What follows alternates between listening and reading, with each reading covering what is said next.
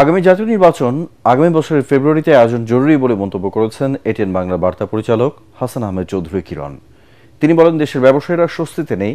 পতিত আওয়ামী সরকার ব্যাংক, বিমা ও আর্থিক প্রতিষ্ঠান সহ ব্যবসা বাণিজ্যের ধ্বংস ডেকে এনেছে। ফলে প্রকৃত ব্যবসায়ীরা পুঁজি হারিয়ে হাহাকার করছে।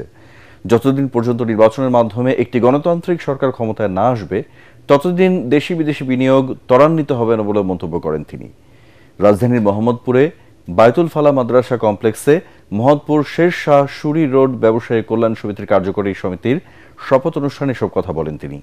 অনুষ্ঠানে সভাপতিত্ব করেন নবনির্বাচিত সভাপতি ফরিদ উদ্দিন ফরহাদ। অনুষ্ঠানে বিএনপি চেয়ারপারসনের উপদেষ্টা ও সাবেক ডেপুটি মেয়র বীর মুক্তিযোদ্ধা আব্দুস সালাম, বিএনপির নির্বাহী সদস্য কৃষিবিদ শামীমুর রহমান শামীম উপস্থিত ছিলেন।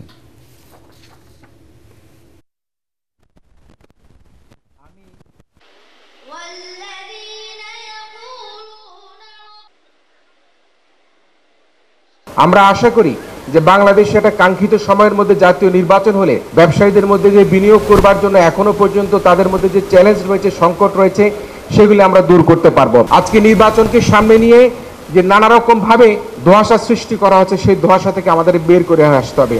আমি আশা করব আমাদের মাননীয় প্রধান উপদেষ্টা মহোদয় দেশে আসবেন, আমাদের মহাসচিব মহোদয় দেশে আসবেন, জামাতের নেতৃবৃন্দ বাংলাদেশে আসবেন।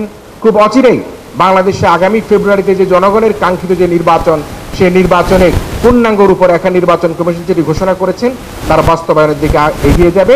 আমরা বারবার বলে আসছি, যদি 3 মাস 6 মাসের মধ্যে নির্বাচন হয়ে যেত, আজকে দেশের এই অবস্থা হতো না। কিন্তু সেই সময় আমাদেরকে বলেছে আমরা খালি ক্ষমতা চাই, ক্ষমতা চাই, নির্বাচন চাই।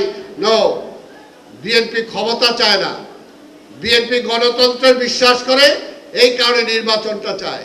প্রত্যেকটি জায়গায় জনগণের ভোটের মাধ্যমে গণতান্ত্রিক শাসন ব্যবস্থা যারা নির্বাচিত হবে তারাই রাষ্ট্র পরিচালনা করবে।